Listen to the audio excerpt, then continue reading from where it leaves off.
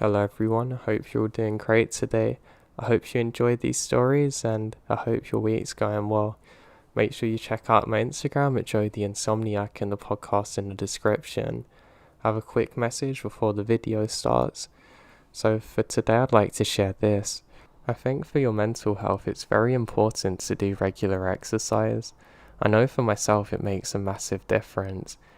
I try not to overdo it and just do little and often because otherwise I'll overdo it and get burnt out. But I find there's a massive difference to my thinking and feeling after I've done exercise. Especially if you can do sports with other people, like for me it's football or soccer as you guys call it, or basketball or even boxing. I think it's really good. So maybe give it a go. Even if you just do walking or slight jogs, just try it. I think it'll make a difference. So I hope you're doing great. Take care. I went to summer camp in a rural part of New Jersey in the mid-90s. The camp is situated on a long, narrow man-made lake. One end of the lake was reserved for swimming, which we'd do as a group activity every other day or so. The swimming area had one long dock stretching straight out into the water, and two square floating docks further out. One of the floating docks was a bit further away, and although I'd spent a few summers at this camp at the time of this incident, I had never seen anyone use the second dock. So one day, our group of about a dozen 11-year-olds got the bright idea that we're going to swim out to the second dock, something that we've never done before. I would consider this to be a moderate challenge for a casual swimmer. We reached the dock and I noticed a strange long spider on the ladder that you had to use to climb up. It was quite large in terms of overall footprint, probably about 2 inches from end to end, with long, skinny legs. A pretty normal encounter though. After the long swim, we took a few minutes to lie on the dock and rest in the sun. It was relaxing and we're all having a good time, and we started messing around and decided to play one of our regular games to shuffle towards one corner of the dock, causing it to sink. So as we get to one side of the dock, it fills with water, but suddenly hundreds of spiders come frantically pouring out, trying not to drown, swarming over and around the feet of us who are standing there. The dock then appeared to be completely took over. We immediately began to scream and jump into the water to get away, but they came with us. I vividly remember the feeling of them clinging to my hair, probably trying not to drown, and my legs squirming helplessly. Adrenaline propels us back to the mainland, and by the time we get there we're spider free, but the trauma will live with me. I was never afraid of spiders before, but God, I am now.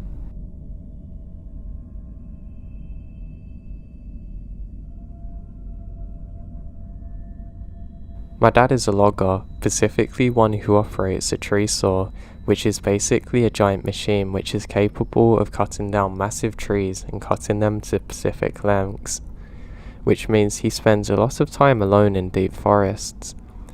The way my dad's logging crew was set up is that he would be told where he's supposed to cut down trees and would go there to be paid based on the amount of trees he cut down, not by how long he was actually there for.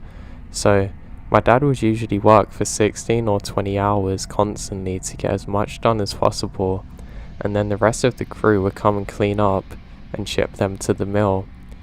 He used to work around 50% of the time alone, and the rest of the time with another tree saw operator named Rini. They used radios to communicate. So, sorry for the long backstory, but this is about to start now. My dad and Rainey were put on a new job site and were about 10 days in, and everything was going as planned.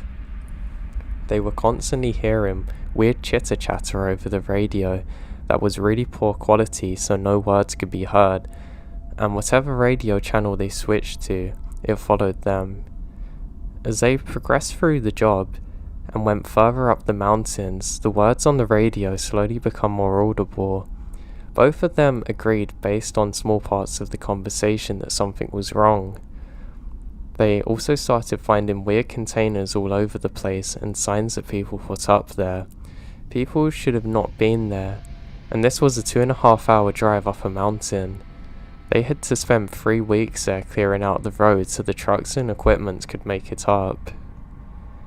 They come to the rationalization that they're in a very secluded area with people who shouldn't be there, and the worst part is that they aren't scheduled to leave for about another week. They would only leave to refuel the tank and their machines, and they would buy supplies and sleep in campers. One day, Rini come across a tent and calls over my dad to investigate, and there's one lone sleeping bag and a duffel bag. They investigate the duffel bag and find many pairs of children's clothes, rope and duct tape. All kinds of weird stuff in there. In the tent they also find some food, which appears to be canned goods, and an apple which proves that it was recently occupied. They are now on the mountain alone, which at best is a bad scenario.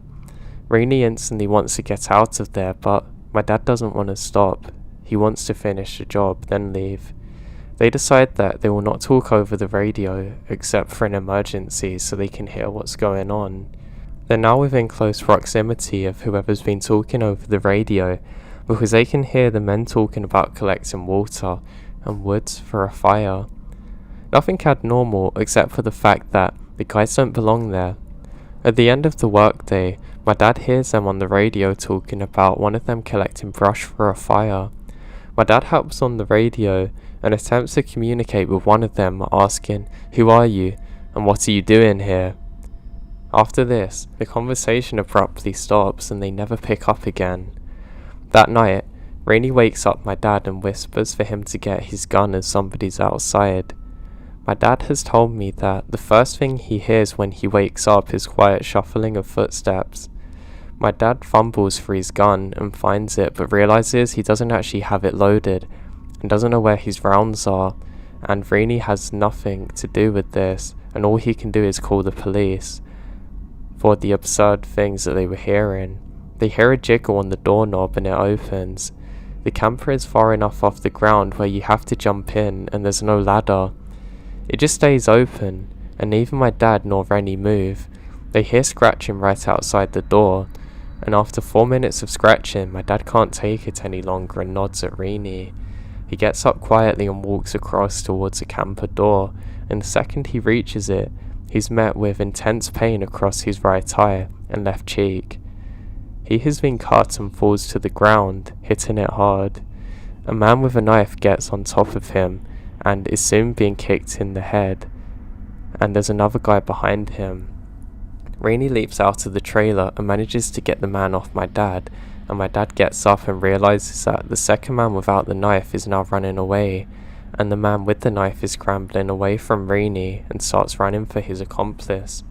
My dad and Rainey get into the truck and drive to the nearest hospital, and my dad's cuts are later fixed and they report it to the police. They both quit their jobs, and 2 weeks later, the rest of the logging crew finishes up the job. One of them is actually found tied up and murdered and thrown into a ditch. Nobody's ever been convicted for these crimes. To this day, my dad can hardly see out of that eye, and he's terrified by what happened.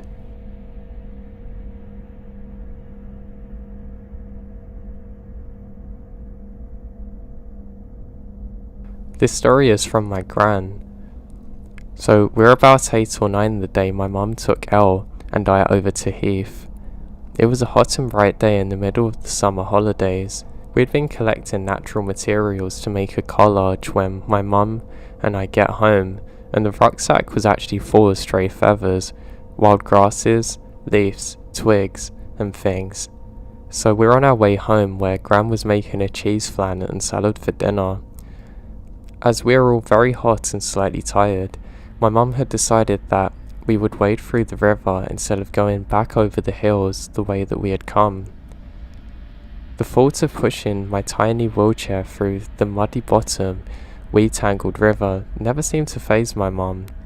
She was a healthy, fit 26-year-old and knew the Heath like the back of her hand. The river wasn't very deep as that part, so my mum tipped my wheelchair back and told Elle to just put the handle on, and we went in. The water immediately soaks our clothes through, and Elle starts to scream, giggle and splash each other with delight. when we saw them, weeds. Flowing through the current of the river, swaying back and forth like a woman's long tangled unkept hair, I got the distinct impression that what we saw wasn't normal. I glanced at Elle and she simultaneously put an uncanny motion towards me too. The weed started to curl around our legs and of the wheelchair, making our progress very laborious, and our previous screams of playful fun changed to moans and squeals of unease and disgust as we felt the weed gently tugging at our legs. At no point did my mum ever look anxious or even fazed by the experience. She kept saying, "Oh, come on, it's just weed. Don't be silly, you've seen it hundreds of times." We finally reached the other side of the river as my mum dragged my wheelchair backwards up towards the riverbank.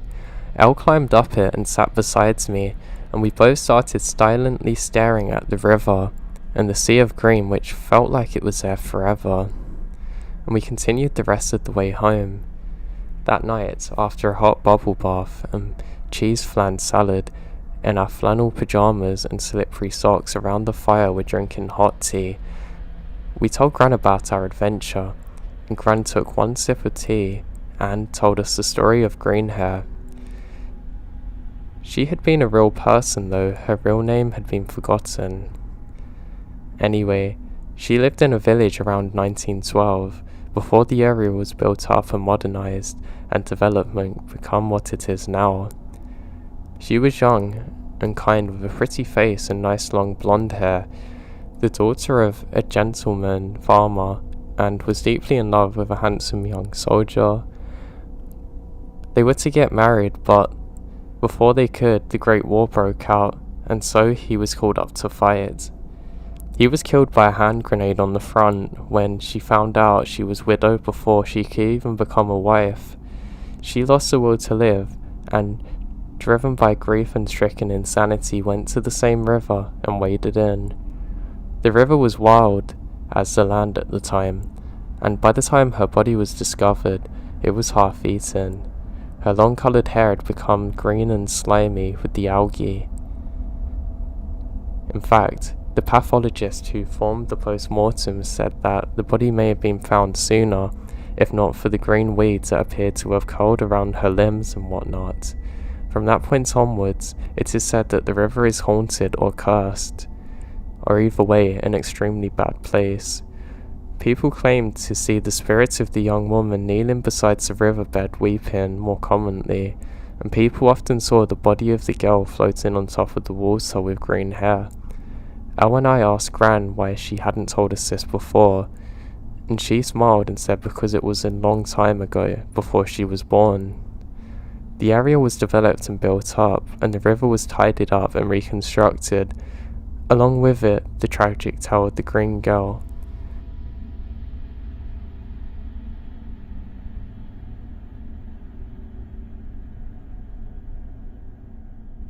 Years ago, when I was still a teenager, my friend Justin and I would often go longboarding at night. As my friends and I are quite the night owls, we love the freedom of almost never seeing another soul on the roads or the paths we frequented. Even when using main roads, it would be very rare to see a car out so late in such a rural area. And you could see or hear them coming from very far away due to their headlights and the noise of the vehicle disrupting the peace. We were really into it at the time, and would often ride our boards for miles and miles, not seeing anyone until the sun was up. One particular night, we decided to ride a few miles away from our usual back roads to take one of our favourite hidden routes. It began with a narrow, paved path that was the only piece of land separating two sides of a long lake. It would often sink under due to rain, and we wanted to seize the opportunity to use it before it rained and went underwater again. It was roughly 2 miles long and extremely relaxing to ride through due to scenery. After making it to the end of the lake, we decided to keep moving and continue on our way and turn into a very close path that leads into a densely wooded area of a national park. As we came up to the first hill, We looked down at the bottom into the blackness. We both noticed what appeared to be a tiny ball of light moving down there. At first we think it's a park ranger, but it moves so strangely, and it was extremely difficult to make out what it is. Rather than shine our flashlights down, we curiously watched out for a few moments, whispering to each other what it could be. And all at once, that small light turned into multiple blinding lights and extremely loud revving sounds. Overwhelming our senses as we become accustomed to the darkness and silence. Acting purely on fear, we instantly turned around and ran as fast as we could, hearing yelling and revving gaining behind us. By sheer luck, we managed to run off the path into a very dark, very overgrown hole in the side of a hill overlooking where we just come from. We decided to hide in the natural dugout of this hill, hoping the plants and darkness would be enough to protect us from whatever was happening out there. We watched our pursuers ride out to where we originally were standing. There were 4 men, 2 on 4-wheelers, 2 on motorbikes, each other yelling something, but we can't make out what they're saying due to the distance. We felt safe enough to whisper softly to each other and speculate who these people could have been. Our first thought was that they might be park rangers of some kind, although we've never seen any in here, and we've been here a lot of times. And honestly, we doubted that this country had the budget for them this deep, unless they're on a big manhunt or something, which has happened in neighbouring states. Besides, these men are on vehicles that are inappropriate for paved bike trails. They're very angry too, and we don't know why. They call out for us for a while, yelling things like, "We know you're there, and we can see you, come out." We stay silent and decide to call on their bluffing instead of running. Eventually, I heard one of the men yell, "Find them now," and smash a bottle. That had erased any hope that they're rangers. We watched them split up, and each of them gone a different way down a series of paths on their vehicles, including the one that we've just come from. It took us what felt like ages to move. We're frozen in fear in that dugout, watching the lights from the vehicles travelling through the woods and paths. One of them already come in full circle and passing the point that we started on. I thought about calling for help, but I was too afraid. I was scared that the smallest amount of sound would give away our location. After waiting for the lights of the vehicles to reach our furthest distance yet, we finally summoned the nerve to get up and to run somewhere far enough away from them to make a call. We ran as hard and fast as we can through the woods, since their headlights gave their locations away on the paths. We would hide again whenever we felt like they're close. Our available hiding spots were getting progressively worse as the woodland became less dense, and the fear is overwhelming. Finally though, we emerged from the woods onto the intersection of the 2 main roads, far enough away from where we started. We ducked down into the ditch to call for help. I opened my phone. I noticed I had recent missed calls from one of our friends, Connor, who we're supposed to meet up with after our longboarding excursion. I called him and frantically asked where he is. Luck's with us again, and he hadn't given up on our plans despite us ignoring him. He's only a few miles away now, already heading in our direction. I gave him the names of 2 of the streets we're near. I explained that we need to be picked up immediately. He agrees to speed over to us while Justin and I were waiting and hiding. Thankfully, Connor arrived before any of them men did. We bolted into the back seat of his car, yelling for him to get out of there. He took off fast. Relief doesn't begin to explain how I felt after being safely driven home. After explaining everything that happened to Connor, we ended up just moving on with our night and decided not to call the police. We figured they'd be gone by the time any officer made it out there, and that we're putting ourselves at risk by admitting that we were breaking the law being out there. Justin and I later admitted to each other that when the Reverend started, we could see our minds going to Chainsaw Killer or something worse. Frustratingly enough, Whatever them weird men saw that made them want to chase us so bad, we actually never saw, so they even had no reason to chase us. I never found out what they were actually doing or why they're so angry at us. I just know we're in a very dangerous situation, and to be honest, we're probably lucky to make it out of there alive.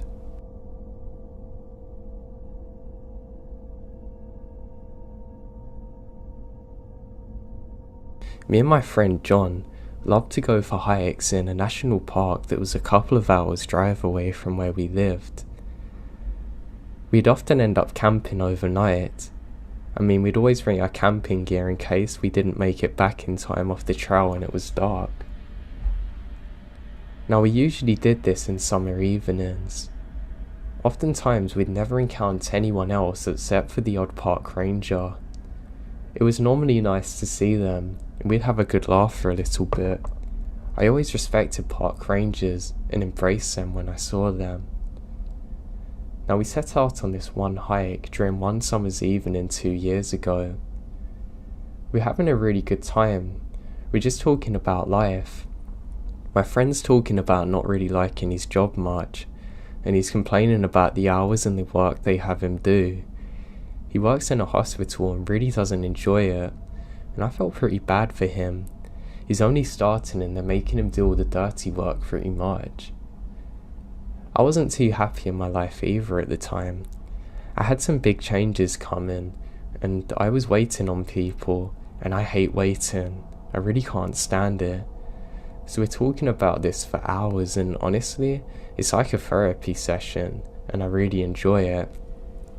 We keep walking and we're talking about the highs and lows of life, things that are coming, and things that we just want to see change.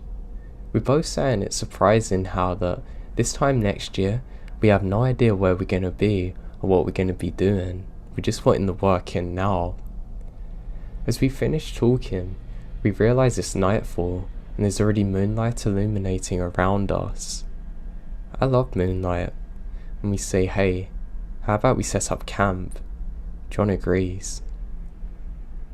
We walk further down, and just as we think we found a good camping spot, we see another tent further up. Now there's this horrible smell there, so we're sure that whoever this is has hunted an animal, and they've left it out there, which is kind of disgusting, but they might be skinning it, getting it ready to eat. My friend goes over to say hello, and just say that not to worry about us, we're going to move further away so he can have his own space. And what do you know? A park ranger appears.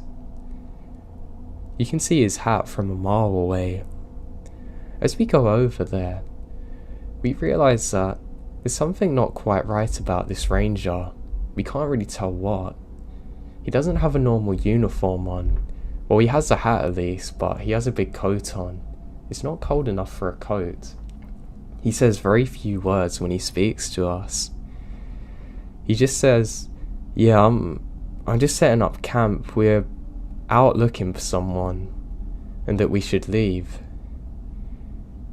I end up talking to him for a little while, and a lot of what he's saying doesn't make sense, and I get this really weird vibe from him, like he's looking at me but he's not, and he's trying to look through me at the same time, if that makes sense.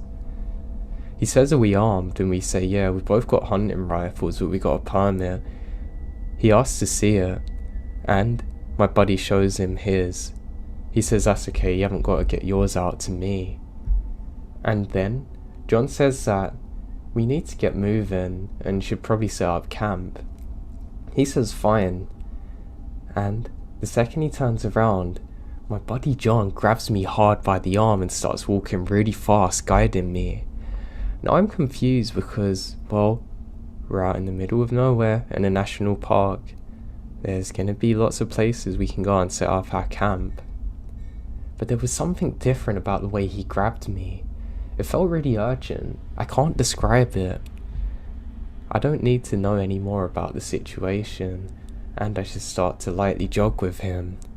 The second we're away from the camp, I turn back and I can see the ranger still watching us. He's standing in the exact same spot as before though, which is something I find very odd. The second that we get over this hill, John says run, and I don't question it, and we start sprinting as fast as we can back the way we've come. He starts telling me, I don't think that's a park ranger. I say, what? You're kidding me? He says, no, just run. And we run for miles and have to stop eventually to catch up with our breaths. He says, I don't think that was a dead animal we could smell, and that guy definitely wasn't a park ranger. I said, how'd you know? He's just wearing a coat. He said when he looked at our permits, he didn't even look. And then he said it was fine, and a park ranger would have to check both of us had permits, pretty much. I got a horrible sinking feeling in my stomach as I remember turning round and looking at the park ranger just standing there staring at us, and a lot of what he said didn't make sense. God, it all clicked now. We continued hiking into the morning and eventually make it back to our car. We drive immediately to the park ranger station, and the park rangers there say that nobody's out in that area and they're definitely not camping. Eventually, they sent out some people to go and investigate and got the police involved. It turned out that they suspect that this guy had murdered someone, and where we encountered him, he moved everything and hid the body. The police are still out there looking for it today.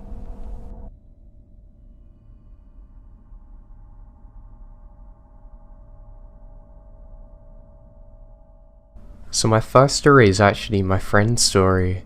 So during these times, things took place when we were all in high school. I already knew about skinwalkers and the like, but when these things happened to me, I wasn't sure if it really was a skinwalker at the time or something else. I've noticed that most of the people who tell me they've experienced the same phenomenon live in the same area that I do, and my friend is no exception. Let's call him Jay. Jay lives maybe 5 minutes away from me. She told me that in her bus, there's this one area that they drive by to drop this kid off. She said she doesn't know why, but it always gives her the creeps. She told me that one early morning, when they were driving in that area to pick him up, all the kids in the bus saw this deer running alongside the bus. Not away from it, but besides it. She said it looked weird as hell. You know, the usual stuff about appearing humanoid. And it didn't look right. Like its limbs were awkwardly bent in a way that didn't seem human. And its eyes were freaky. This is my friend who doesn't know anything about skinwalkers or anything of that mumbo jumbo. So I basically get chills. I tried being reasonable though, because you know, maybe she just saw a regular deer, and since it was dark out, she just got confused, because it's Florida.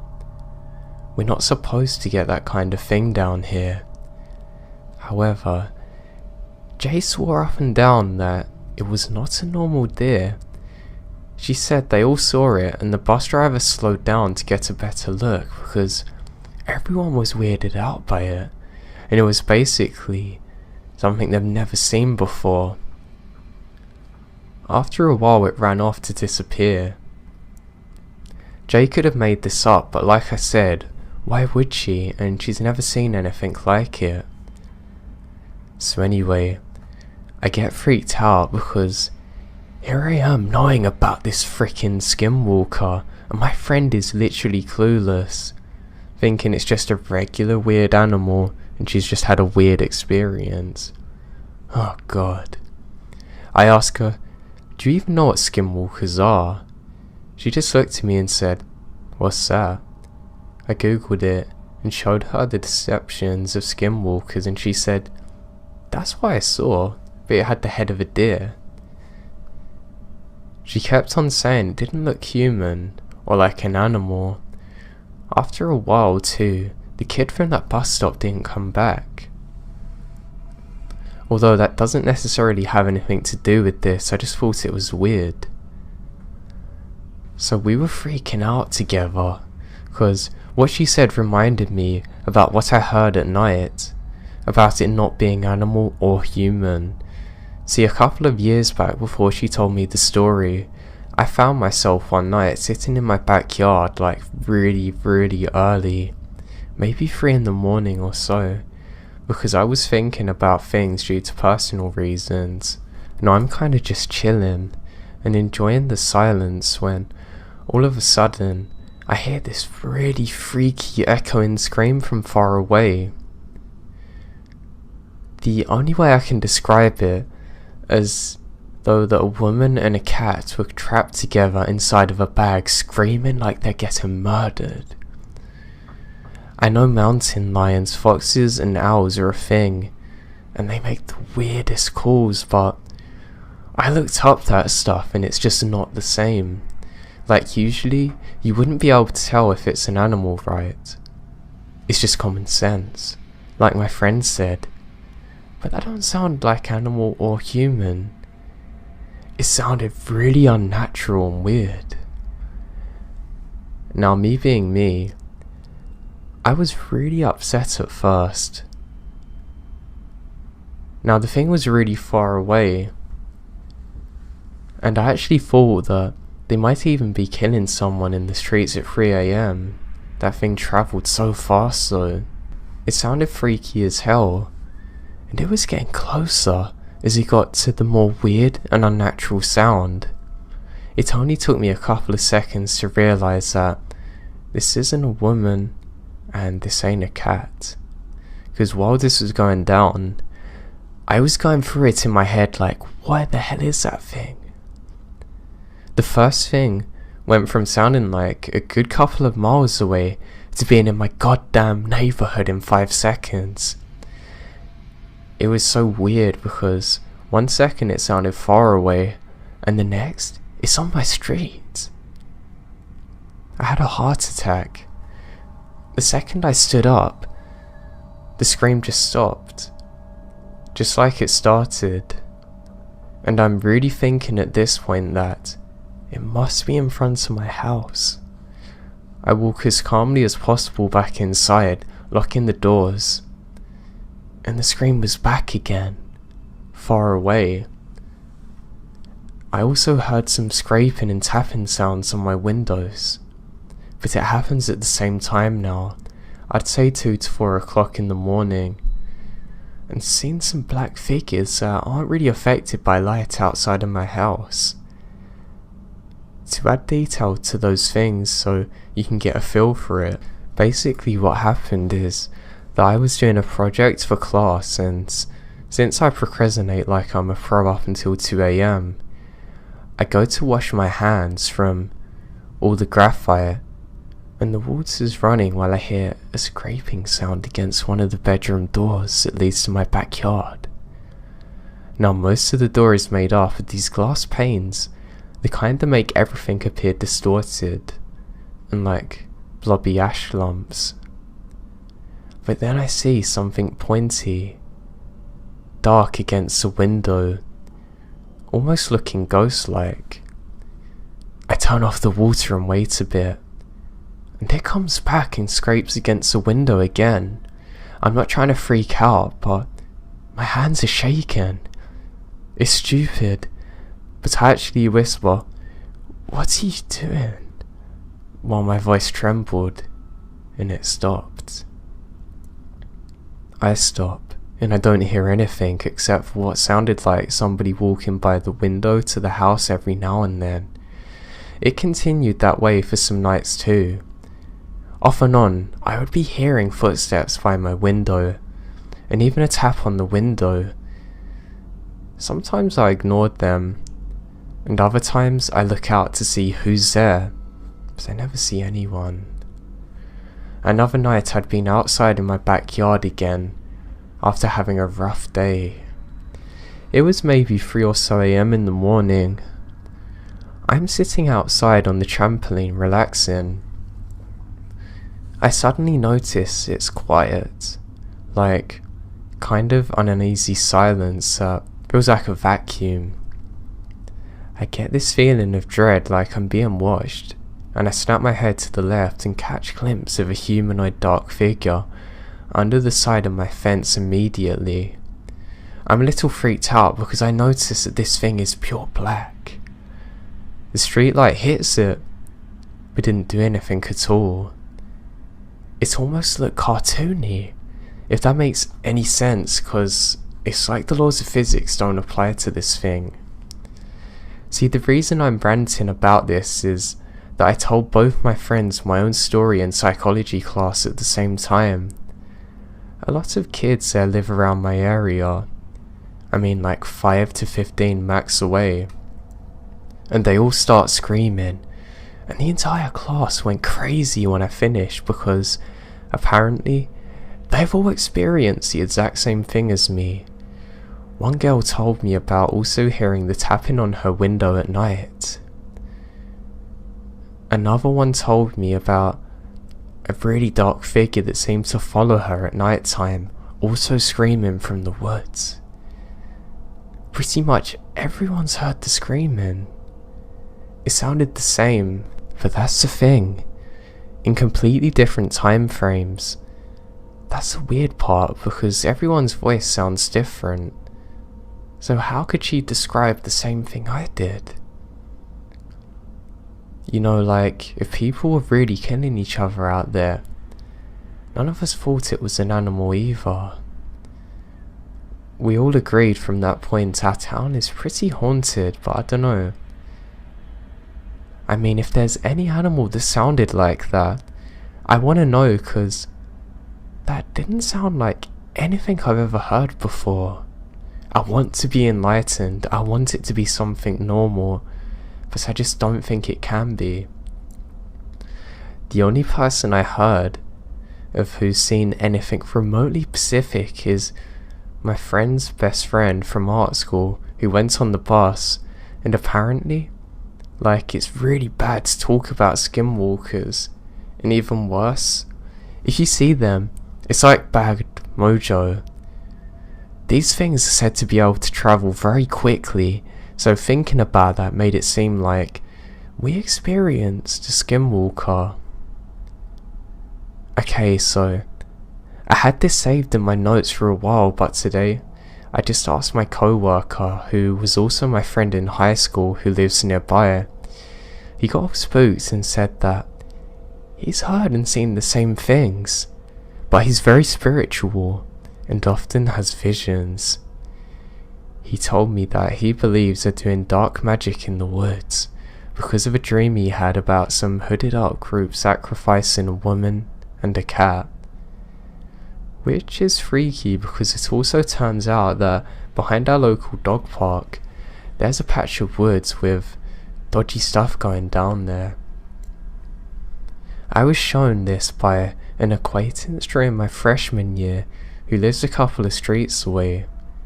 Down the path in the woods, after some time of walking, there's this huge cross smack bang in the middle of nowhere. It's basically raw, some crooked old nails struck together with a rope hanging from where you'd put your hands to be crucified. It's huge too, and whenever I decide to check it out, I have this horrible feeling like I don't want to be there or something bad's gonna happen. Anyway, he says I'm not the first person that he knows has told him about experiencing these things. He's also had his experience while there with humanoid figures. He says that he saw one turn around and look at him, directly in the eyes as though it's trying to intimidate him before vanishing. So we basically don't mess with anything in the woods near me.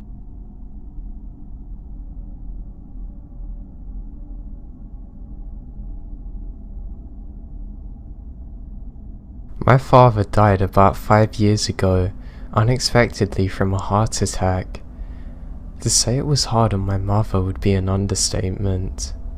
Our old house in Knoxville just didn't feel the same anymore, and about a year later, my mum and I made plans to take ourselves and an elderly dog, Ace, to move further south to a small town situated about half an hour from Atlanta. Just a few days before we slated to move, I had one of the most vivid dreams I've ever come to experience. All that was within my dream was my bedroom, a picture-perfect recreation of the real thing. I sometimes wonder if it was a sleep paralysis. To further add to the dream's realism, in the middle of the night, the street lights come on across the street that illuminate my window, creating a reflection on the wall perpendicular.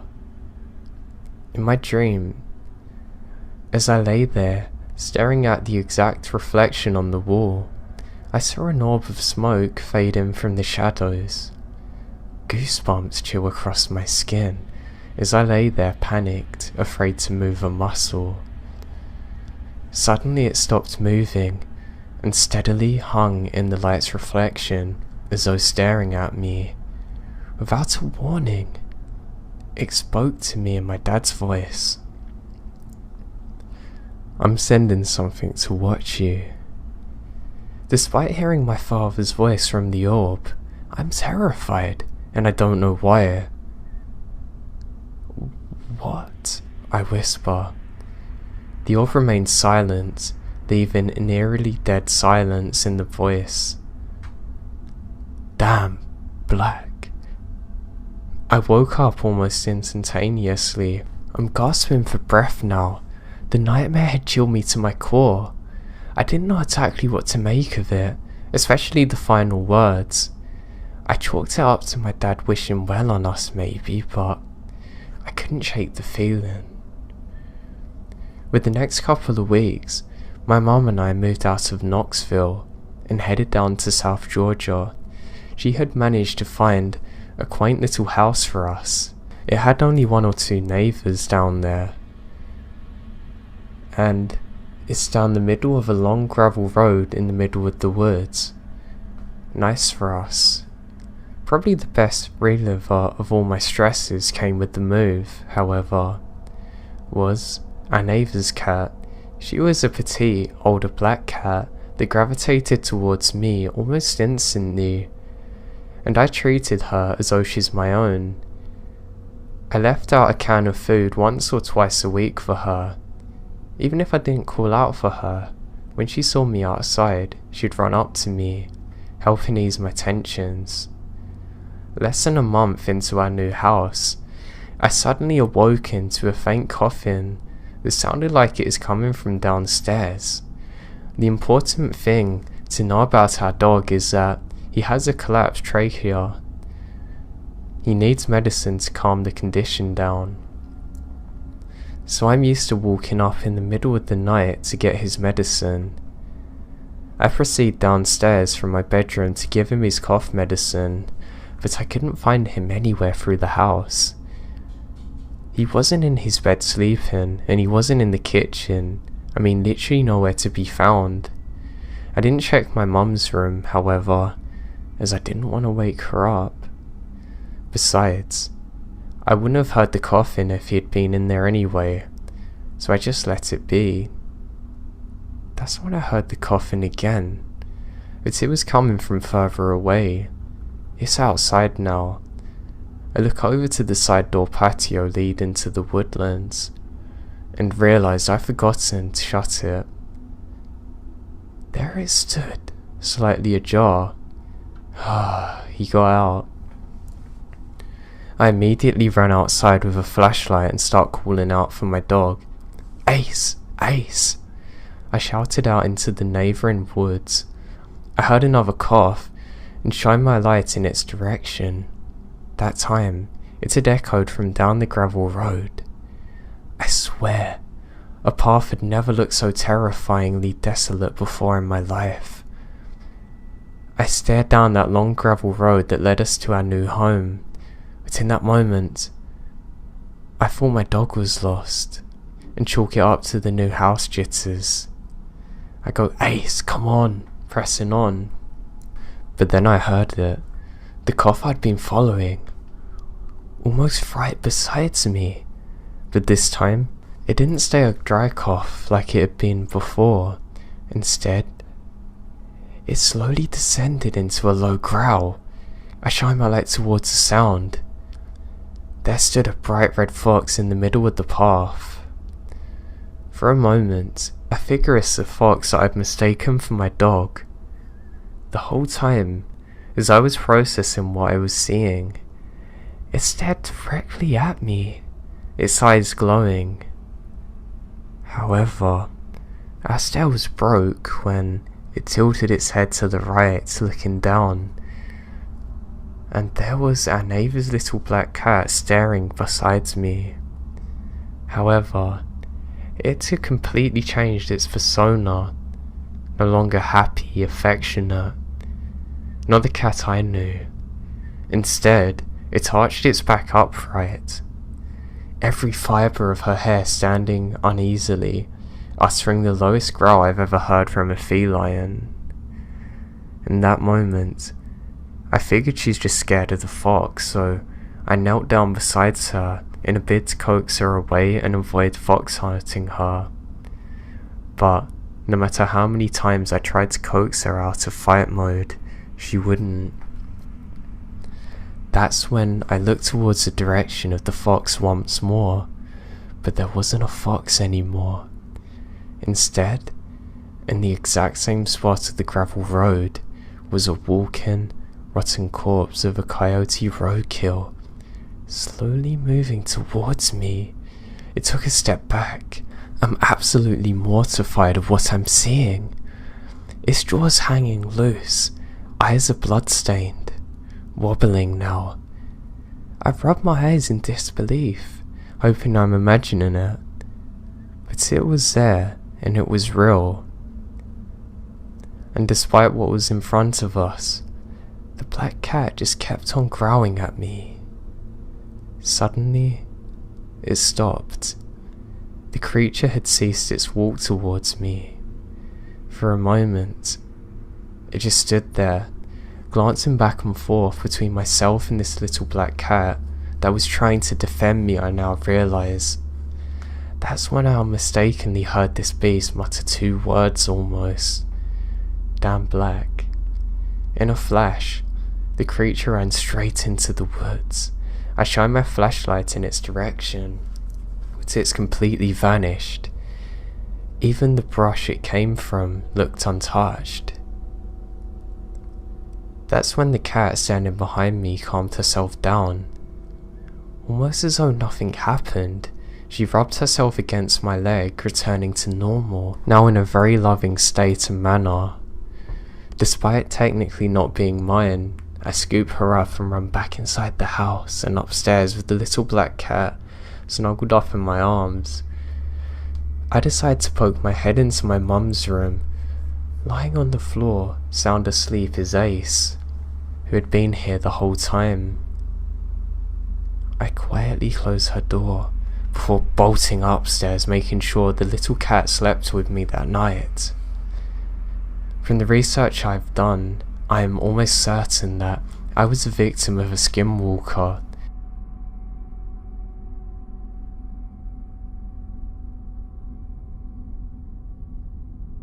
Okay, I posted a skinwalker encounter yesterday. I found it helped me, getting it off my chest and out into the open. Now this story goes into some of the details about injuries. The details are not too bad in my opinion, but you've had your warning.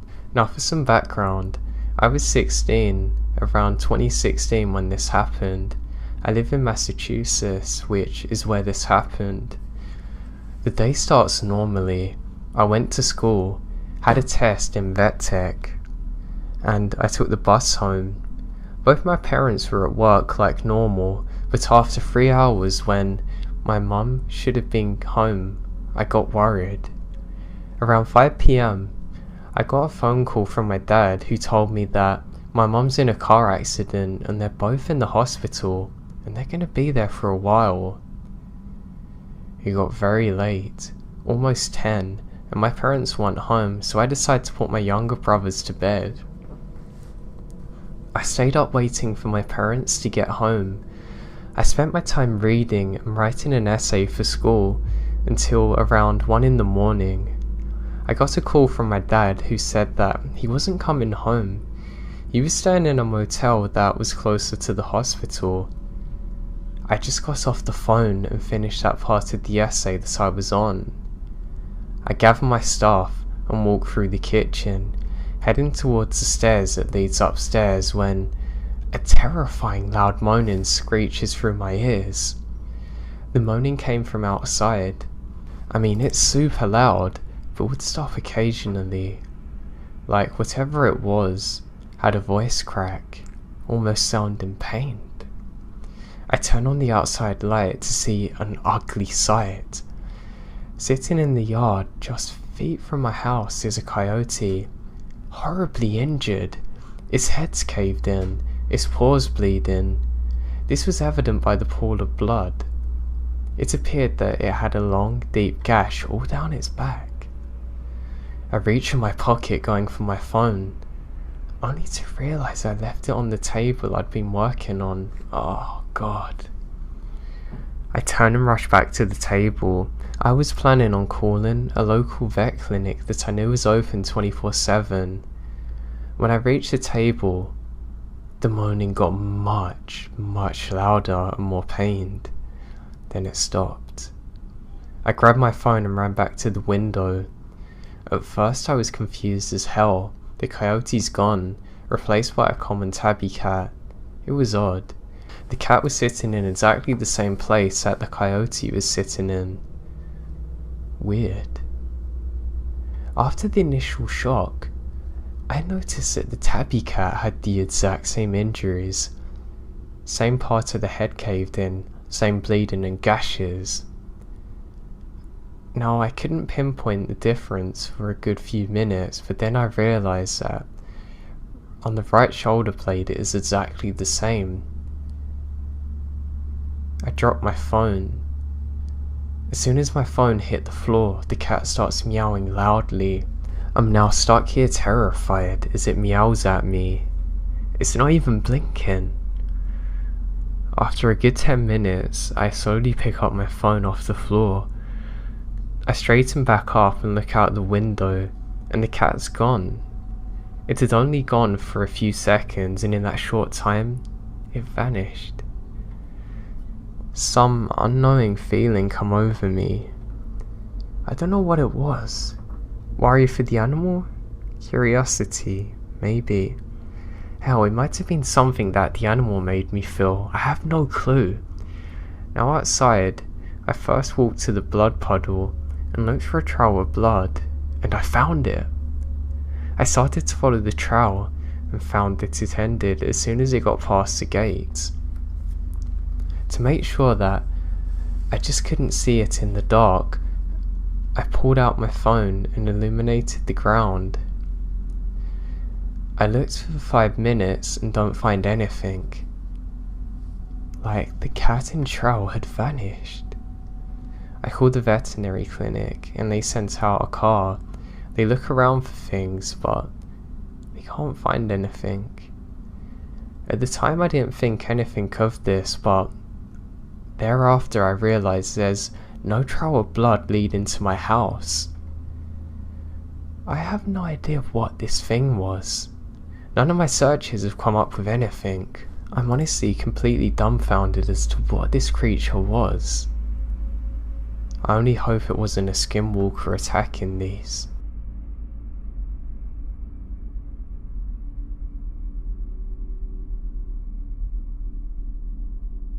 My wife and I were driving through the northern part of Arizona on Highway 89 between Flagstaff and Page. It's about 1 AM, as we're on the third shift at the time and often drove at night to avoid traffic. I saw a few set of eyes glowing in my headlights a little ways up the road, so I let off the gas, slowing down to avoid hitting an animal in the road. When we drove by, we see several dogs or coyotes on the side of the road, and I hit the gas and drove by. After we passed, my wife said, "One of them was running next to my car," and I looked over and saw it, probably 20 feet off the shoulder of the road. I floored it, and I see that it stood up on its own hind legs and kept pace with us for a couple of seconds before turning away from the road and disappearing. The whole event probably lasted no more than 15 seconds, but God, it is the most terrifying 15 seconds of my life. This was probably 20 years ago and we still rarely talk about it.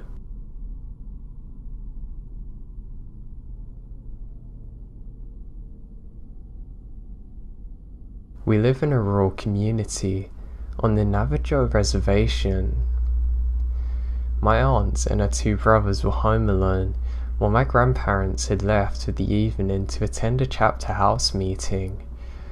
They were in the house and, like many people from the reservation, they don't have electricity. And like many people there, they've been outside in the dark for about an hour, and my aunts and uncles are getting ready for bed. Outside, they hear noises, as though someone is moving things around them. My oldest uncle then went outside to see what's going on, and he saw a figure outside the truck. This was immensely out of the ordinary because the closest neighbour is miles away. Whatever it was opened the truck door and began to dig through personal items.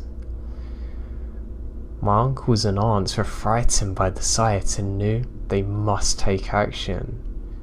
They took out the rifle and steadied themselves to hold it up. They flung open the door, aiming the gun at the figure in the dark. They're shaking at this point.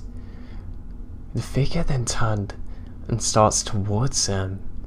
Totally unfazed by the weapon, my uncle pulled the trigger, but nothing happens. The figure drew closer and my aunt began to smell something like a rotten corpse.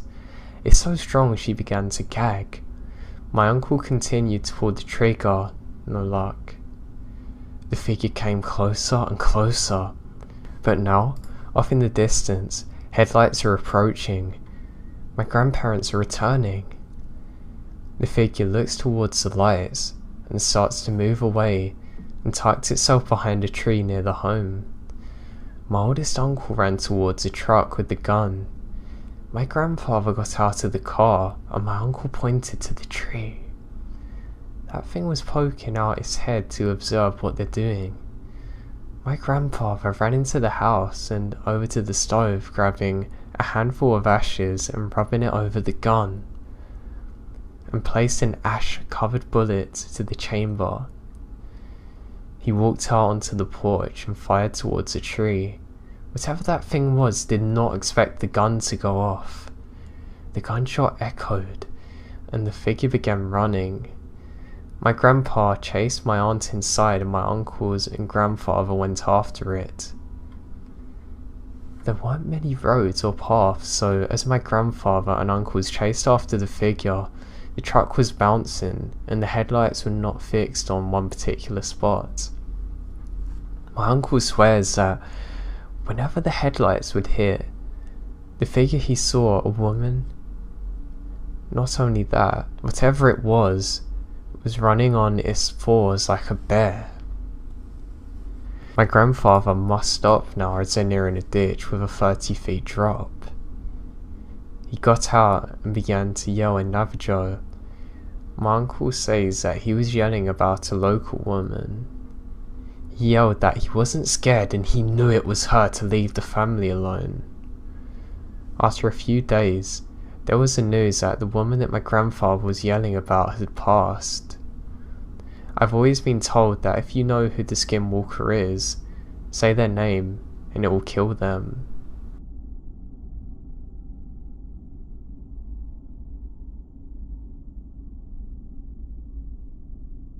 Out on the Navajo reservation, we don't have the city come and collect our trash, so we have to burn the trash out in these huge burning barrels.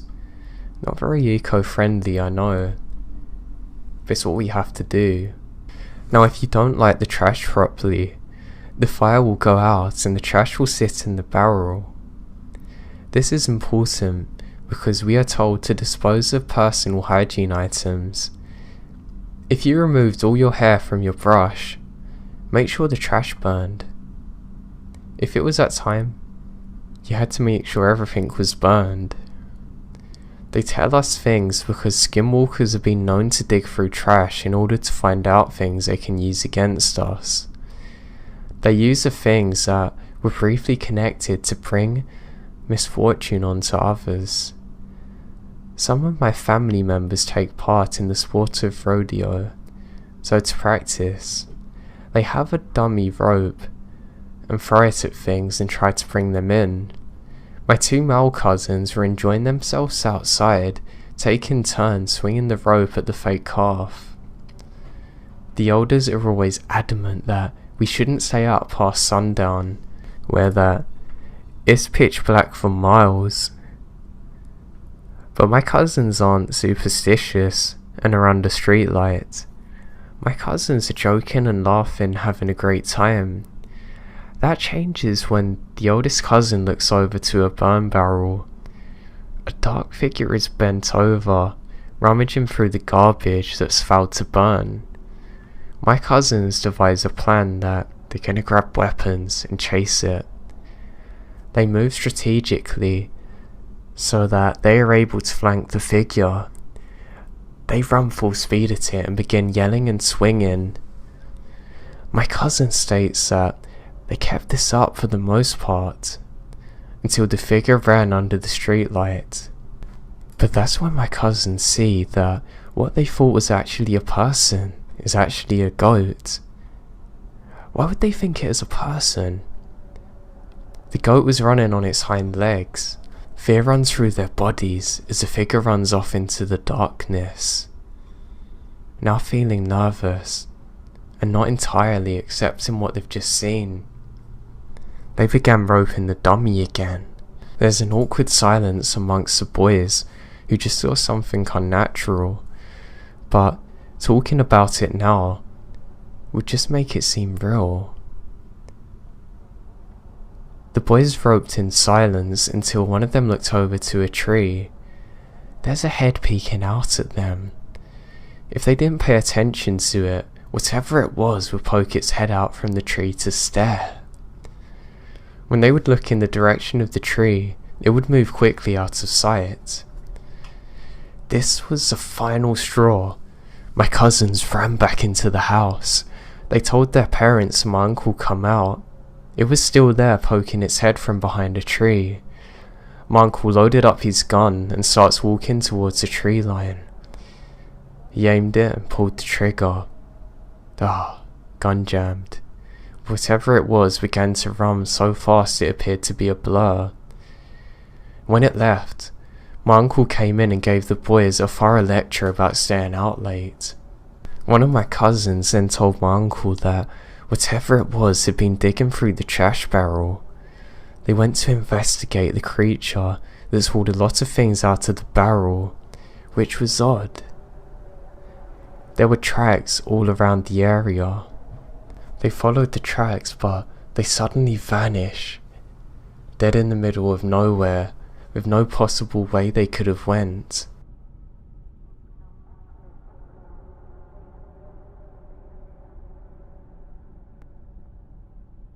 The Navajo Reservation is the largest reservation in the United States. It goes into New Mexico, Utah, Colorado, and Arizona. This story takes place in the northeast region of Arizona, near Indian Wells. This was told by people from around that area. If you're heading west on State Highway 15, out towards Stilken, you come to a stretch of road that goes into a small valley. I remember going down this road in my youth.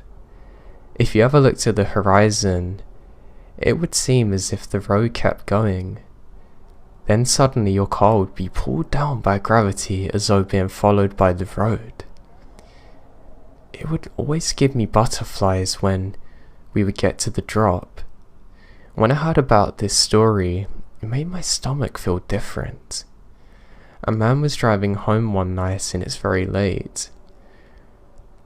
It was a drive that he had done before, so he wasn't bothered by it. When you're driving on the reservation, sometimes there isn't any way to keep cattle from getting on the road. No fences means that you need to be extra aware. I always get told to look out for black horses. If you see a black horse, then you'll be able to see anything else that may wander into the path of your vehicle. So this man is driving home, not really paying much attention. He drives down the slope, but when he gets to the bottom of the valley, he sees it. He doesn't have time to react. Suddenly, a horse comes out of the darkness. He slams his brakes but can't stop. The impact is enough to deploy the airbags. The man is tossed around a bit. He turns on the emergency lights and gets out of the car to assess damage. The front of the car is crumpled and one of the headlights is destroyed. He cursed out loud. This was the worst place to have an accident. He didn't have signal for help. Then he thinks of the horse. This man went into his cab and got a small keychain flashlight. He starts shining around looking for the animal. He heard noises, but they don't sound like a horse. But he was absolutely positive that he hit a horse. As he approaches the sounds, he could see the animal's fur moving from its ragged breathing. As he got closer, he began to realize what it was. An elderly woman wrapped in a large spelt. She was moaning from pain. The man stopped dead in his tracks due to fear. He stumbled back to his truck. Although it suffered plenty of damage, he was able to drive off. Once he got signal again, he called the authorities. An ambulance drove out there and recovered her. She's then driven to the local care facility. Due to the fact that many of the healthcare staff were Navajo, no one wanted to touch the woman. The woman known in the community was thought to be bedridden. This was shocking because she was so far from home, and the state she was in was off-putting. She had on her attire when she arrived. The nurses called her family to come in. When she got there, they removed her jewelry. When her family got there, they were frightened. But there was some non-Navajo staff in there that provided care. She only had bumps and scrapes, which didn't make any sense at all. She's able to get up and walk around the same evening. She went home with her family that night, but apparently vanished after a few days. In Navajo culture, if you find out who a skinwalker is, you have the power to destroy them. After the community around India Wells found out, or more fittingly who she was, it was certain that her end come.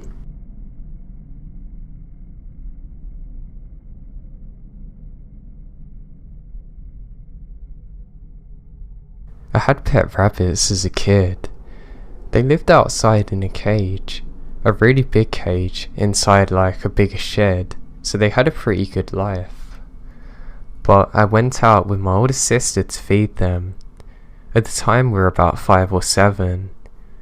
On the way out to the cage, we both saw what appeared to be a really tall man running inhumanly fast through our backyard. We live in what is basically a swamp, and had to have cleared this giant downed tree and run over mud and ferns. But regardless, he seems to be going through at least 20 miles per hour. We both drop what we had and bolt inside. At the time our parents are able to convince us it's a deer. We wanted to believe them, but it just wasn't.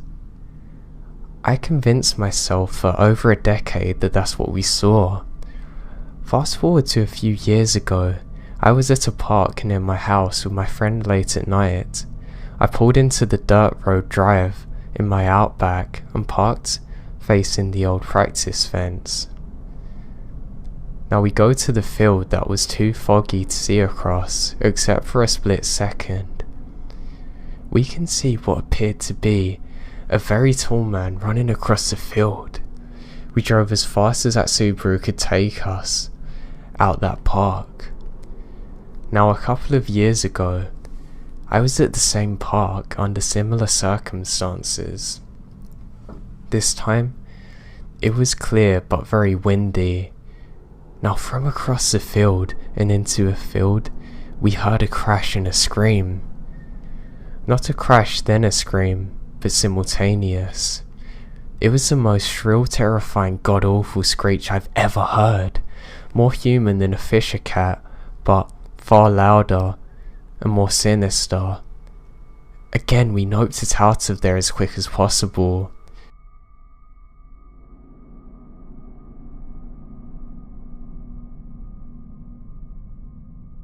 So for context, I live in southern Maryland on a large plot of land.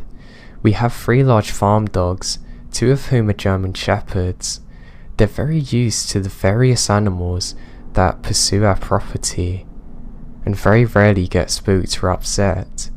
We also have lots of livestock, and it's uncommon for us to lose a random animal or find a pile of chicken feathers in the corner of our property. However, we've always been able to explain it or add extra protection for our flocks. Around 8 months ago, we started losing chickens at an alarming rate. They would disappear. Even our shepherds couldn't send them anywhere on the property. For a while, we figured it was just a barred owl or some other bird of prey. The main problem with that theory is that literally 10 would disappear at a time rather than the normal 1 or 2. We decided to put a trail cam up to watch our most eastern flock. Almost immediately, the problem stopped, so we took them down. But then it got stranger. I've always gotten sleep paralysis, and it's like to believe I'm pretty comfortable with my sleep paralysis demon. It's never really been something to concern me. However, around the same time as we started losing chickens, I would see something different in my sleep paralysis. Whereas my demon would chill in the corner and not move, this thing would hang around and move back and forth, almost like a sloth. It had long fingers and was really skinny, like, weirdly. It didn't appear human. I then noticed it constantly stared at me, whatever part of the room I was in. At the time, I decided not to worry though, and figure it's just anxiety. Which brings us up to September 2018. One night at around 2, I woke up completely able to move my body. Everything seemed normal. No one else was sleeping in the house that night, but that's pretty standard around that time of year. I glanced up at my rafters and saw the long-fingered thing moving and looking at me. Immediately I turn on my bed lamp. It's gone, yet again. I talk it up to stress and decide to go downstairs to grab a cup of water. All of our dogs are happily asleep, and I went back to bed turning off the light. The second it was dark, I could see it again, without my eyes having to adjust. This freaked me out enough, but all of a sudden I heard a Rottweiler get up and start growling. He barks and growls. I call out, but he kept going. He got louder and louder until the other dogs joined in. Now, I turned the light back on, grabbing my hunting rifle. I went downstairs and took 2 of the dogs outside, and I swear to God, I've never heard a silent night like it. I moved my flashlight slowly around the perimeter looking for the shine of eyes, or anything. All of a sudden, the chickens are going haywire. Like so loud they distract the dogs, who sprinted out towards them. I followed them only to find no chickens, and our fence is torn down. There's no animals in the area that could even try to do that. So we quickly get inside and camped out for the evening. It was quiet after that, and when the morning came, the chickens are safely back home. I stupidly figured the problem solved and decided not to worry about it. The only thing was that I started seeing the long-fingered rafter thing every time I turned out the lights. Eventually I get so freaked out, I decide to call a shaman. She told us that we have a Wendigo problem, that she would come and sage the house. We opened every single window and door, letting her do her thing, but since then, we've had no problems. The issue now is that when we walk our dogs at night, or put the chickens inside, I swear someone's watching me. I've had a couple of other people bring up that they feel weird at night, and nobody goes outside alone anymore. Whenever we walk our dogs at night, they get so paranoid and don't want to move, especially not towards the forest. The creepiest part though is sometimes at night, we hear screaming. We assume it's often coyotes, but every once in a while, it's just off enough that we get scared. A couple of times it's been a lone shriek, which is very uncommon for foxes or coyotes, and a few nights ago, we were asleep in bed when we heard a scream from directly outside our window.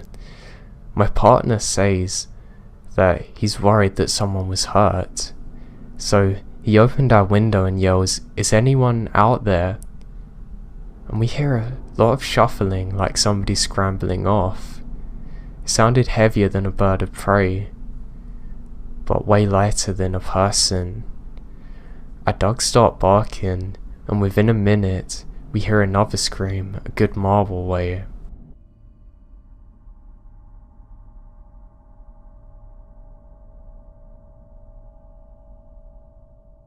This happened just over 2 years ago, at the end of my first year of university. I'm female, and at the time was 21. My university's in a very large city, and I was living in university accommodation, a short walk from the main campus. My flatmates had all finished their exams and gone home for the summer, so I was alone in my flat. I was pretty stressed because I was in the middle of my first round of university exams and decided that it wouldn't be prudent to waste my precious study time cooking, so I ordered pizza. It was about 8:30 in the evening when my pizza arrived, so it was on the verge of getting dark. My block of flats had a keycard entry system, so the pizza delivery guy couldn't come right into my door. I saw his car pull up outside, and I go down to get my pizza. The delivery guy stepped out of his car as I walk over. Now he's tall, stocky, and looked to be in his late 20s or early 30s, and hands me the pizza. I say thanks, making my way out. However, he had other ideas, saying, "You're very pretty." I don't know how to respond, so I said thanks again. Then he said, "Are you home alone?" This set off my creep alarm straight away. I say no, I'm not. However, my order was clearly meant for one person, and I was in a largely deserted block of flats at the very end of the school year, so he very easily deduced that I was actually lying. I was thoroughly creeped out by this point, so I turned around to walk back to the door. As I walk away, he wolf whistled after me saying, "Wow, you look good." As I walk up the steps, he continued to whistle and whoop and generally be inappropriate. Needless to say, I close the door and lock them as quick as I can, then moving on to my bedroom. Had this happened to me more recently, I would have called the pizza place right away to report the incident. At the time though, I wasn't in the best mindset, so I ate my pizza and focused on my exams. The next few days passed without incident, and I finished my exams and went back to my parents' house for the summer. When I arrived home, I decided that I ought to call the pizza place to report this. I did, and a young woman answered the phone, sounding horrified when I explained the situation. Apparently this guy was a total creep and had done so before and actually got kicked out for it.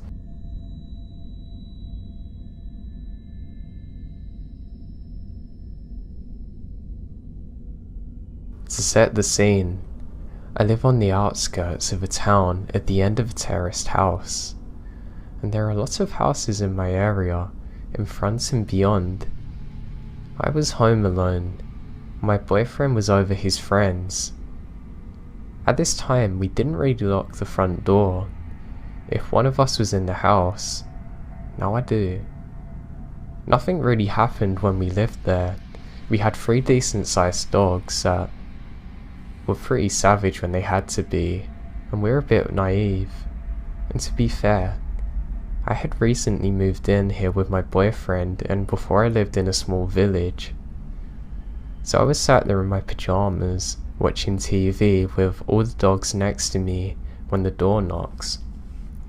It was about 10 PM, and I'm in my pyjamas, so I'm a bit annoyed. I got the dogs off me and walk out to the living room and pull the living room door closed, keeping the dogs in. Bear in mind, this all took place within 10 seconds, and as I approach the door, it swings open and this man that I've never seen before storms in, getting right in my face. I'm literally frozen in shock. The man says, "Who do you think you are?" And I'm in silence. "You think you can run around here and do what you want, causing trouble? You don't care. You think I'm a muppet. I saw you and your little friends running back into this house." I say, "I'm literally stood here in my pyjamas. I haven't been outside." "Yeah, okay, you think I was born yesterday?" And he literally begins screaming. He stares at me for what feels like forever, probably a couple of seconds, then quickly sprinting out slamming the door shut. I was stood there shaking for seconds before I start to get mad when I realise what's happened. I lock the door and ring up my boyfriend straight away, who gets home in about a minute flat. But the group was nowhere to be seen. We didn't call the police. I didn't want to cause any more commotion.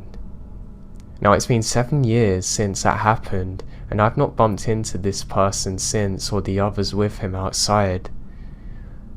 I again thank God I haven't, and always keep the door locked now.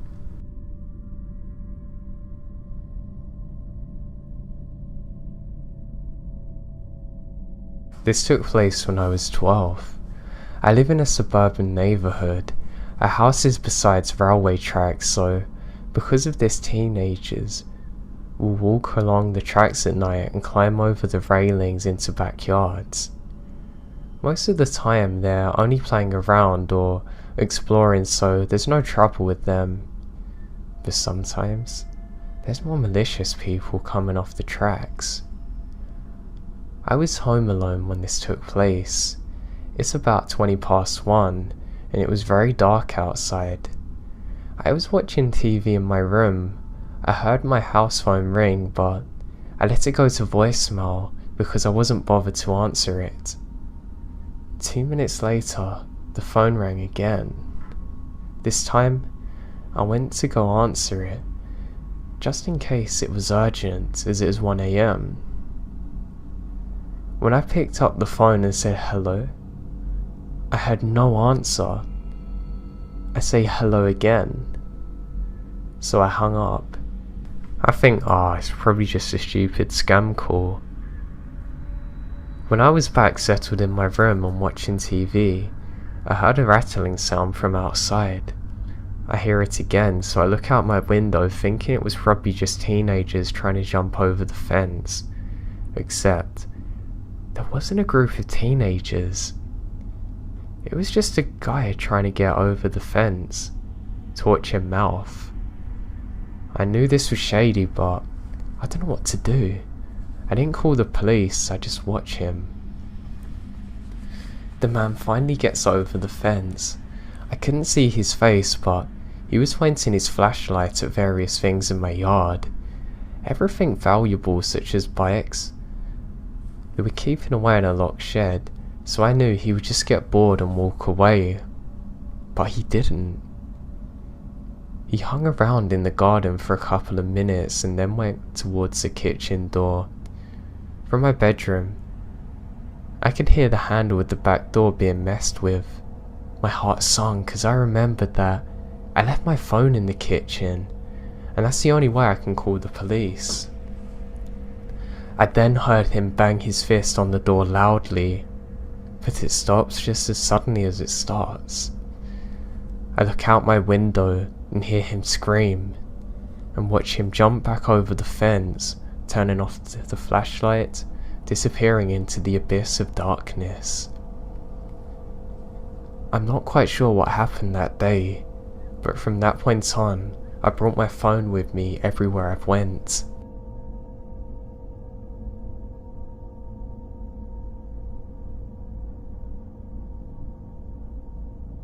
So my husband is in the military.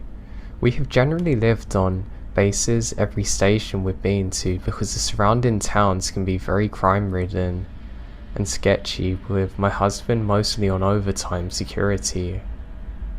I work from home due to us moving so often, so one afternoon I was taking a break, had made a bite and was snuggling up on the couch with my dog. That's when I heard the sliding glass door open. It was so non-clenched that I think it's my husband. I saw my cat run from the kitchen, and a shadow standing near, not entering. I thought that maybe he's come back, so I call out for him and say, "What are you doing home? You forget something." And there's no answer. This is when I get this eerie feeling. After I ask what he's doing here, I saw the shadow move and heard the click of the sliding door lock. From there, he walked to the laundry room and shut the door. I've still got no response. Sitting on my couch, scared out of my mind, I call out to my husband, hoping he's near his phone. I don't hear a ring, but he answers. I ask him why he came home, and all he says is, "Grab your dog, get in the car now." After getting off the phone, I grab the dog and sprint to it. From there I call the MP. Waiting for them was probably the longest 20 minutes of my life. When they got there, they clear the house and find no one. They asked me to take a statement, and even though they're baffled, they do their best to help. The thing is, we're still on that base. I'm petrified that he's gonna return.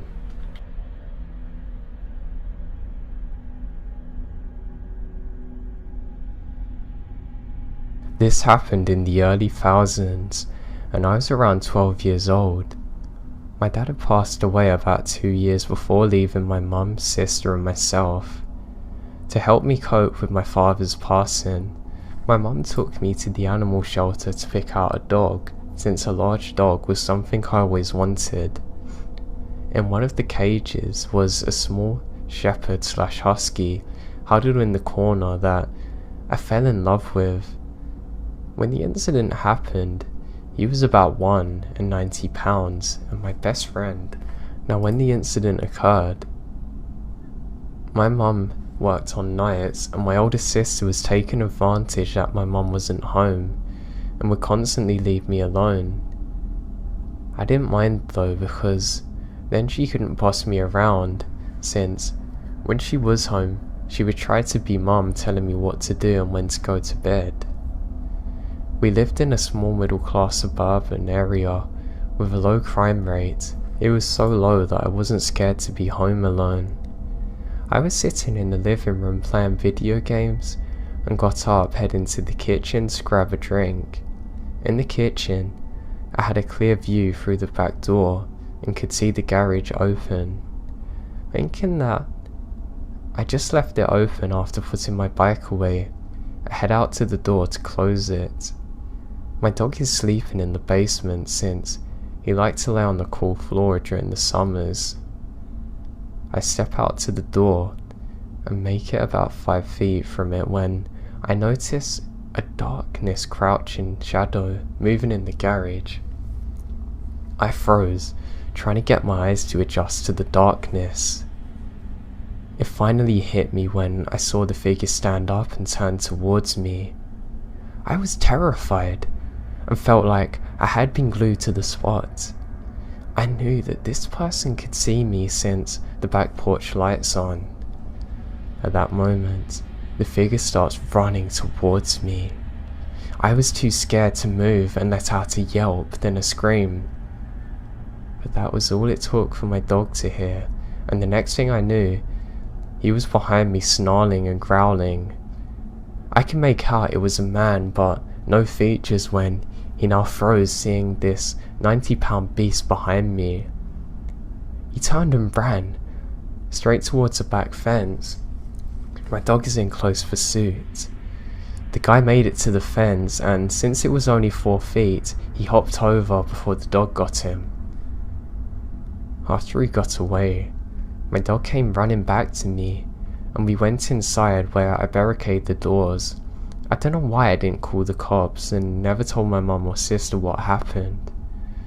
One thing that bothered me was that he had to have known I was inside since the lights are on and the blinds are open. So that's why the risk to hit a house when somebody was clearly home. The next morning after my mum was home, I went outside to finally close the garage and noticed that he had been going through my dad's toolbox. I locked up the garage and never told anyone about what happened. I then walked my dog to McDonald's and got him a burger and ice cream cone for being my hero.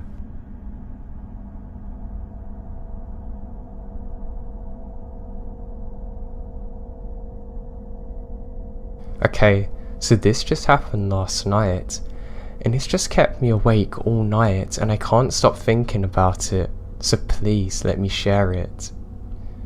Let me just explain the setup, what's going on. So we have only been living here for a little over 3 months, and my window is the only window out of the entire house that has a view of the backyard, and it's also right next to our very squeaky back door, meaning I always hear when someone comes in and out. Okay, so now to my story.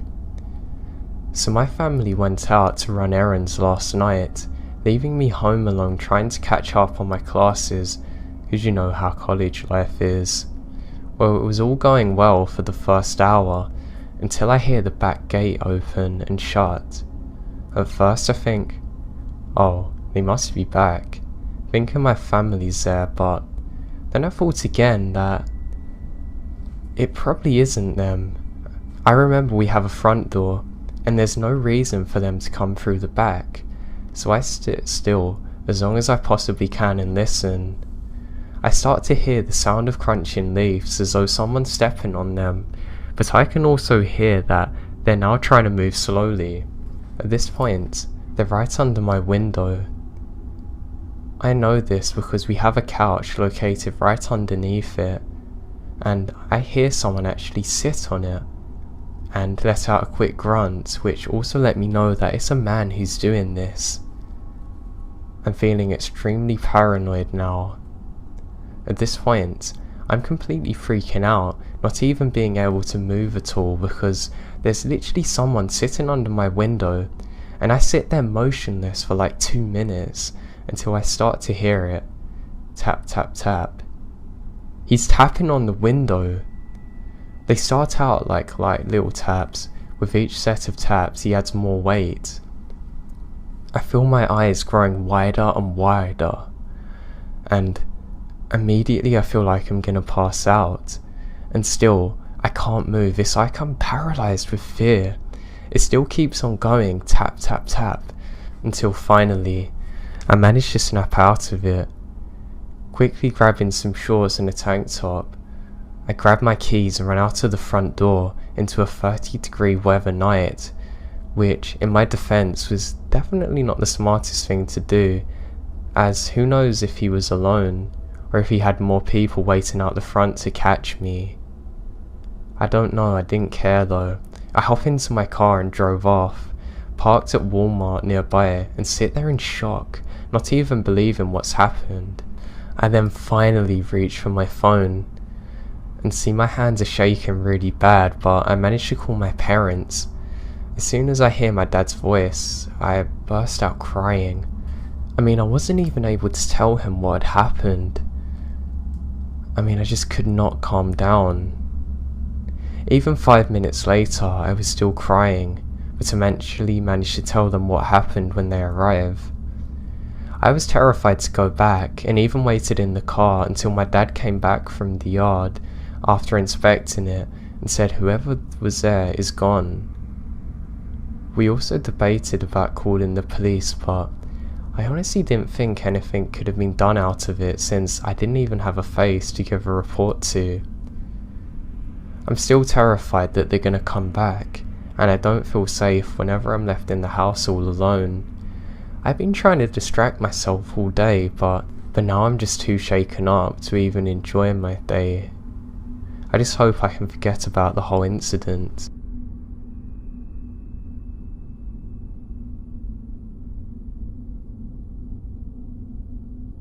It's the summer of '95. I was 11, sleeping home around 10 to 11 AM while my parents were at work. I get woken up by the doorbell, so I instinctively hurry up and down the corridor. But before I rush to open the door as I normally would, I remembered that many times my mum scolded me for opening the door without asking who is it first, or looking through the spy hole to make sure it's safe to open. Especially after some previous creepy experiences have already taken place by now. I say who is it, but all I hear is some unintelligible mumble. So I brought a chair, stepped on it to look through the hole. We live in an apartment building, and on the right of our door was the elevator, and then the staircase. Since the staircase windows were on the far left corner, there was not enough natural light to help me see who it is. I just saw a male with some colourful t-shirts standing outside. I repeat the question, and then strain to hear the answer. He said he was looking for my mother's maiden surname, and I said she's at work.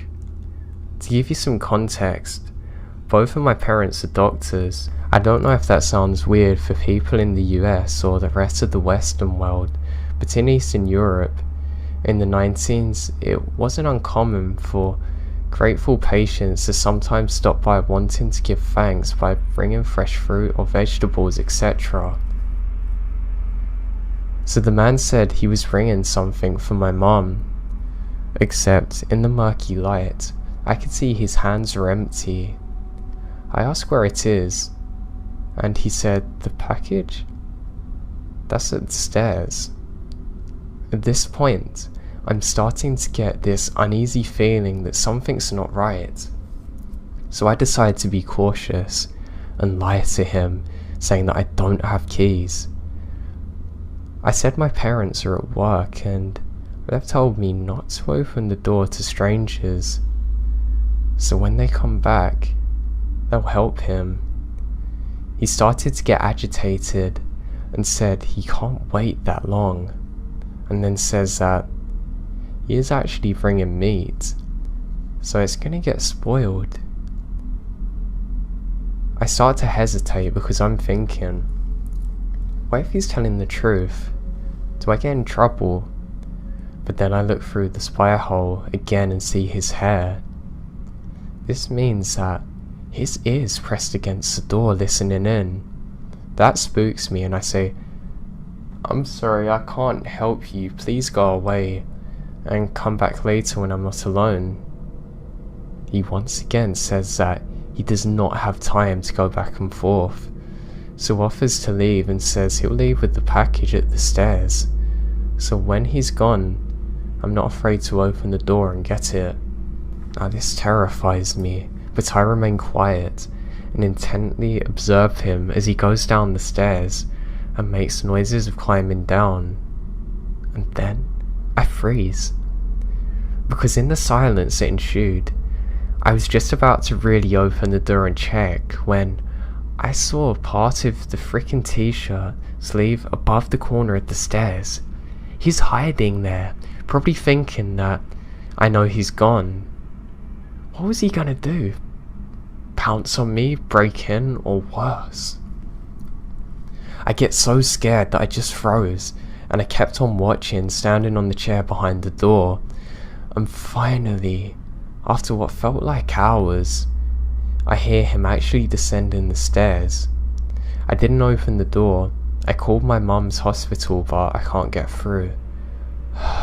Great. They both got worried, but proud at the same time I did the right thing. A few hours later, I and all the kids from the building are at the little square playground area in front of it. It was buzzing with kids running around, with grandpas etc, so it's safe. My best friend Nina and I are sitting on one of the benches when suddenly a strange man approaches us and stands next to the bench, saying, "Are you and my name?" And I hesitantly confirm it, although my heart starts to beat faster as I recognize the voice. It's the same man from the morning. This time, I'm not alone. So I instinctively press myself closer to Nina when he says, "Well, I'm bringing something for and my father's name, but it's in the car, and I parked around the street. Could you come and help me?" Encouraged by my friend's presence and all the people around, I say to him that my dad is actually home, so if he waits there, I'll go and get him, and he can bring him whatever he wants from the car, as I'm little and can't carry heavy stuff. The moment I said that, the guy got quiet and quickly starts walking away, borderline running. My friend, who already knew about what was happening in the morning, and I ran to my apartment. I told my dad. He gets up to go and chase the guy, but of course, there's no trace of him. My dad starts asking away if anyone's had any sign of this, but unfortunately no one seems to. Well, except for one grandma, an old lady living alone on the first floor, who says that a guy approached her earlier while she's sitting on the balcony, asking about our family, then tried to ask for money to pay for the maids he was bringing. As he told her that my parents had purchased it for him, she told him that he has no money, but stupidly gave away all the information. Now, we never heard anything about the guy again, thank God, but those questions are puzzling me. What did he want? How did he get my mum's name, but then said he was bringing something for my dad? Was he only focused on abducting me? I'm just glad I never had to find out.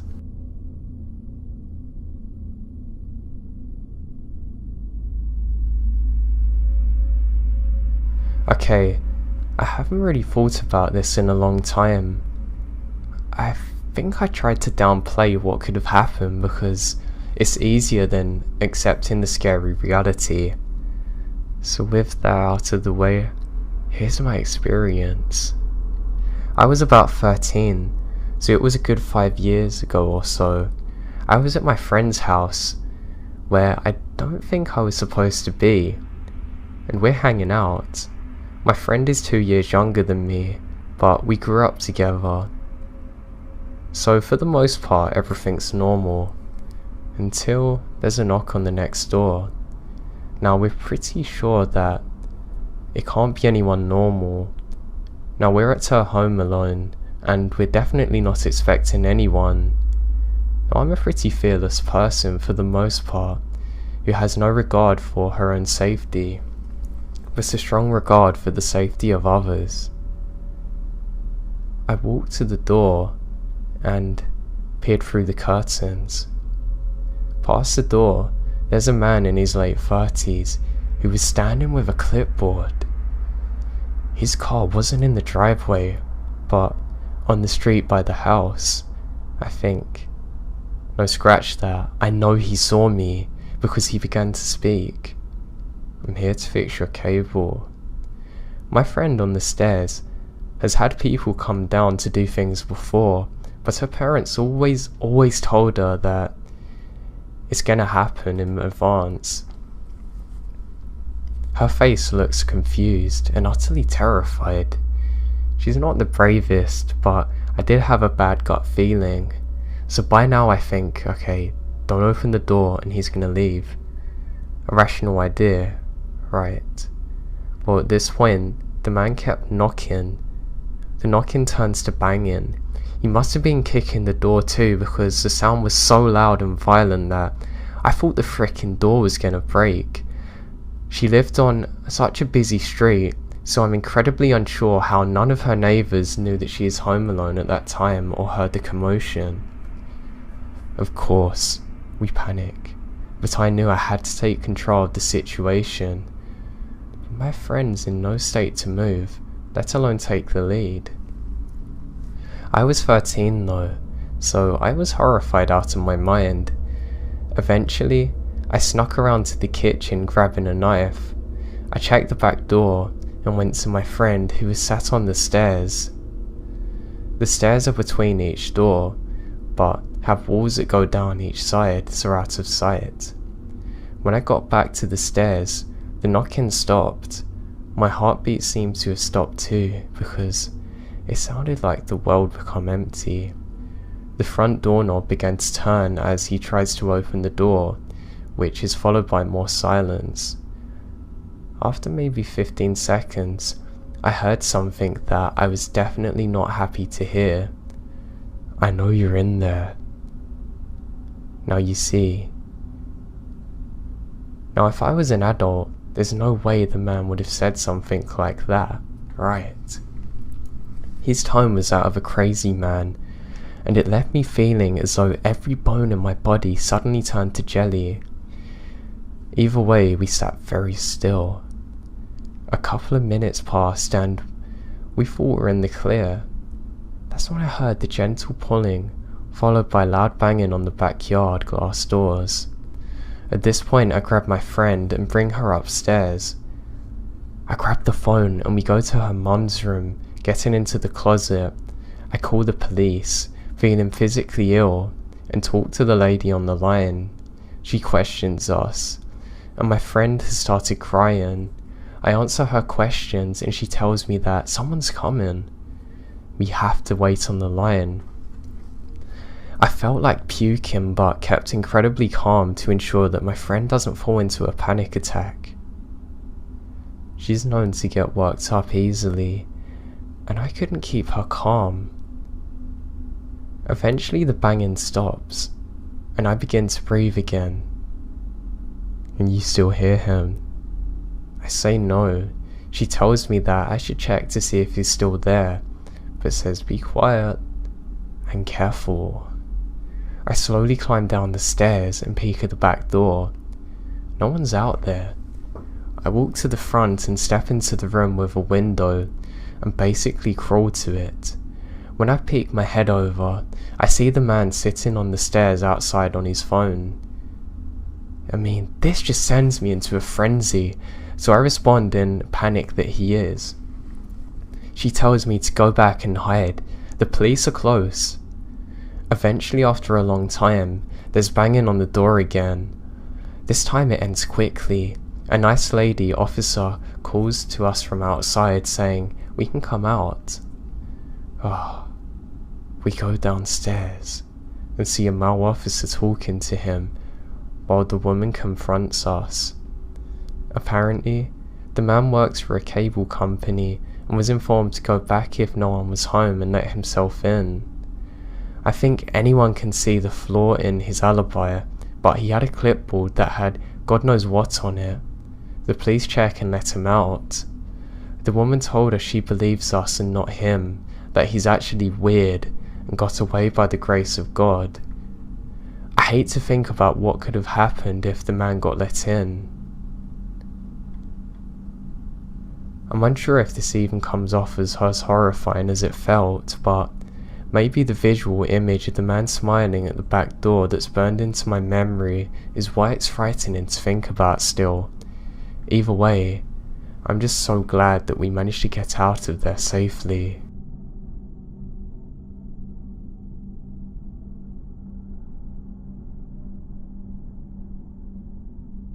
In 2014, when I was home alone, my then boyfriend, now husband, was at work, as I happened to have a very rare day off work. I was watching the Golden Girls as I snuggled around our two cats relaxed. I remembered feeling a strange dreadful feeling. I sat up from the couch and noticed that there's a man with shaggy and greasy long hair. What in the hell? He seemed to make eye contact even though he was roughly 2 blocks away, then suddenly broke into a sprint. I felt this moment in every inch of my body. I rushed into the front porch and locked the screen door before rushing back into the house and locking the main door leading into the house. He was suddenly at the side of our home, punching and kicking the side window of our home as he screams inaudible screams. Either that, or he wasn't opening his mouth enough to make sounds. I don't know which is more terrifying. I was shocked as I stared at him. Suddenly, he lunged off to the side and I realised that the side door might have also been unlocked. I ran to our side door and caught it right as I saw a face appear in the tiny window. I began to cry as I locked it before running into our spare bedroom. I whip out my cell phone, dialing 911 as I cry and try and explain the issue. For some reason, the story in my memory skips to my upstairs neighbour calling me about 5 minutes later. He says, "Are you okay?" I say, "I think I am." He began telling me what happens after I hid. Apparently, the man had run into his apartment and knocked calmly. So he answered. He had no way of knowing that the person at his door was not of sound mind, and I had not thought to warn him. He opened his door, leaving only a tiny screen between him and the man. He asked the man if everything's okay, to which the man begins screaming, "They're trying to kill me, help." He was shocked and backed up saying, "Please step back. I will call the police." By then, I'm downstairs dialing already. The man punched his door and ran downstairs, kicking and punching his car in the driveway as he screams about being chased and on the verge of being murdered. He pulled the car doors and punches at the windows as he screamed, and I begged the police to arrive faster. The police finally show up as the man was still fighting the neighbour's car. They had brought along an ambulance and took him away promptly, strapped to the back of a stretcher and a straitjacket.